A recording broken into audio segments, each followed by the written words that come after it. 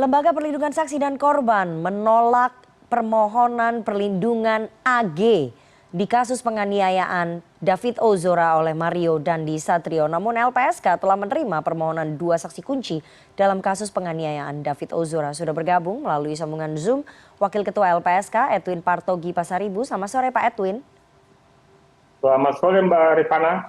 Oke, Pak Edwin, sejak kapan sebetulnya anak AG mengajukan permohonan perlindungan kepada LPSK? AG mengajukan permohonan perlindungan ke LPSK sejak 1 Maret. Sejak 1 Maret Mbak Rifana. Oke, alasannya apa pada saat itu mengajukan permohonan perlindungan kepada LPSK? Alasannya waktu itu membutuhkan pendampingan, perlindungan hukum, ya. Itu pada waktu tanggal 1 Maret itu yang bersangkutan belum ditetapkan sebagai anak yang berkonflik dengan hukum. Iya. Itu Mbak Rifana. Oke, kemudian setelah direview permohonannya dan diputuskan, kabarnya sudah ditolak begitu ya.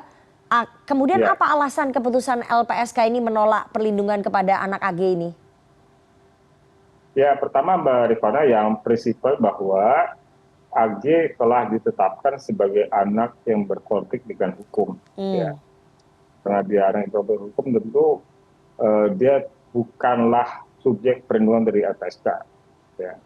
Dan juga AG bukanlah seorang justice collaborator, ya, atau saksi pelaku yang bersama.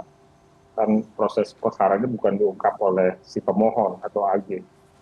Dan kami ketika mendalami keterangan dari AG, kami merasa bahwa keterangannya belum sepenuhnya yang sebenarnya dan belum sepenuhnya diketahui disampaikan kepada LPSK, tetapi kan juga kami mendalami keterangan dari pihak-pihak lainnya, ya, salah satunya penyidik. Termasuk kami mengikuti proses rekonstruksi, kami memperhatikan dengan sesama sikap laku dari AG ketika peristiwa itu terjadi ketika direkonstruksi itu, yang seperti apa, itu kan menjadi salah satu pertimbangan kami, kemudian menyatakan bahwa kami LPSK menolak permohonan perlindungan yang diajukan oleh A. Demikian Mbak. Oke, jadi sikap AG yang sejak awal itu terlihat tidak terbuka ataupun tidak jujur membuka fakta yang sebenarnya itu menjadi pertimbangan utama dari LPSK menolak permohonan perlindungan ya? Begitu Pak Edwin ya? Ya, kan yang saya sampaikan Mbak, bahwa secara posisi hukumnya AG kan adalah anak yang berkonflik dengan hukum. Statusnya sudah naik. Karena itu, ya, karena statusnya sudah sebagai anak yang berkonflik dengan hukum, tentu itu bukan lagi menjadi subjek perlindungan dari LPSK. Di sisi lain kan memang AG juga tidak punya potensi sebagai justice collaborator karena AG kan bukan pengungkap perkara. Ya, gitu. Dan kemudian dari apa yang keterangan yang kami minta dengan AG, ya, kami juga belum sepenuhnya benar atau belum sepenuhnya menyampaikan yang diketahuinya. Ditambah lagi bahwa kami menyaksikan secara langsung proses rekonstruksi bagaimana si pelaku AG ketika peristiwa itu terjadi. Baik. Oke, Pak Edwin, tapi apakah sebelum pengajuan permohonan itu dimasukkan kepada LPSK ada ancaman yang mungkin diterima oleh pihak anak AG ini sehingga kemudian pihak anak AG mengajukan perlindungan ke LPSK? Anda mendengar nggak? Tidak ada. Tidak ada. Jadi tidak ada ancaman ya kepada pihak anak AG? Apakah informasinya ada yang ancaman? Oke, Pak Edwin, setelah menolak permohonan perlindungan terhadap anak AG, kabarnya ada dua saksi kunci yang mengajukan permohonan perlindungan kepada LPSK. Ini N dan R ya? Betul. Oke, bisa dijelaskan ini sejak kapan kemudian bagaimana prosesnya? Ya, N dan R adalah saksi pada peristiwa penganiayaan berat yang dilakukan oleh MD beserta A dan S, ya. Jadi N dan R sudah mengajukan permohonan perlindungan sejak tanggal 3 Maret. Sejak tanggal 3 Maret dan kemudian kami sudah mendapatkan informasi atau keterangan langsung dari N dan R, termasuk juga mendapatkan informasi keterangan dari pihak penyidik tentang kesaksian dari N dan R, ya. Ya menurut kami juga kesaksian dari N dan R ini penting untuk mengungkap perkara, ya, karena N dan R adalah pihak yang bisa disebut sebagai pihak yang pertama memberikan pertolongan, ya memberikan pertolongan kepada korban D, termasuk juga N juga termasuk pihak yang pertama Menolong, ya. yang menghentikan menghentikan peristiwa penganiayaan yang penganiayaan. terjadi. Oke. Iya begitu. Oke. Gitu. Pak Edwin, ini dua saksi kunci N dan juga R mengajukan perlindungan ke LPSK. Ini alasannya apa? Apakah mereka juga mendapatkan ancaman atau merasa tertekan atau seperti apa sih?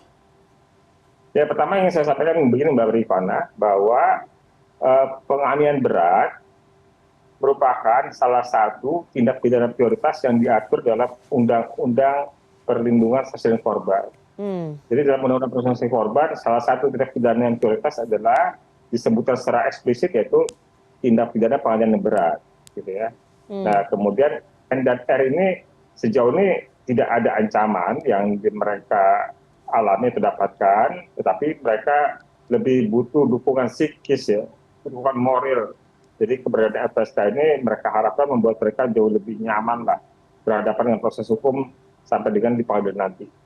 Gitu Mbak Rifana. Oke, bentuk perlindungannya apa saja Pak yang diberikan LPSK kepada dua saksi kunci ini, N dan R? Kalau untuk R, kita memberikan pemenuhan hak prosedural, yaitu pendampingan pada setiap proses hukum. Jadi apabila mereka dilakukan pemeriksaan di proses penyidikan sampai dengan pemeriksaan di pengadilan, LPSK akan mendampingi N dan R. Tambahannya untuk R yaitu kita memberikan juga rehabilitasi psikologis. Ya. Jadi R akan mendapatkan konseling dari psikolog, ya, yang difasilitasi oleh LPSK untuk memulihkan situasi psikologisnya, dan itu juga buat kita bisa memastikan bahwa keterangan yang disampaikan di proses hukum ini ya dalam situasi di mana secara mental N siap lah untuk berhadapan dengan proses hukum sampai dengan di pengadilan nanti. Oke, terakhir Pak Edwin, meskipun LPSK sudah menolak permohonan perlindungan terhadap anak AG ya, apakah kemudian LPSK merekomendasikan bahwa anak AG ini mendapatkan perlindungan dari lembaga lain? Ya betul Mbak Rifana, bahwa dalam keputusan LPSK kami merekomendasikan agar Kementerian Perlindungan Perempuan dan Anak, Kemen-PPA, melakukan pendampingan terhadap AG. Kenapa kami rekomendasi seperti itu? Memang sebelumnya sudah ada rapat koordinasi Mbak Rifana antara penyidik, Kemen-PPA, LPSK dan pihak-pihak terkait ya. Dan di situ memang sudah ada pembagian tugas lah, ya, termasuk juga Kemen-PPA bersedia untuk melakukan pendampingan terhadap AG sebagai anak yang berhadapan dengan hukum ya. Posisinya sebagai anak yang berhadapan dengan hukum, dan itu yang kemudian kami rekomendasikan dalam keputusan kami agar Kemen-PPA melakukan pendampingan sebagaimana memang hal itu diatur dalam Undang-Undang Perlindungan Anak, Mbak Rifana. Baik, kita tunggu nanti bagaimana perkembangan dan juga pendampingan yang dilakukan oleh LPSK kepada para korban, dalam hal ini David Ozora dan juga dua saksi kunci N dan juga R dalam kasus penganiayaan yang menimpa David Ozora yang dilakukan oleh Mario Dandi Satrio. Terima kasih sekali kepada Wakil Ketua LPSK Edwin Partogi Pasaribu atas waktunya kepada CNN Indonesia Newsroom sore hari ini. Sehat selalu Pak Edwin.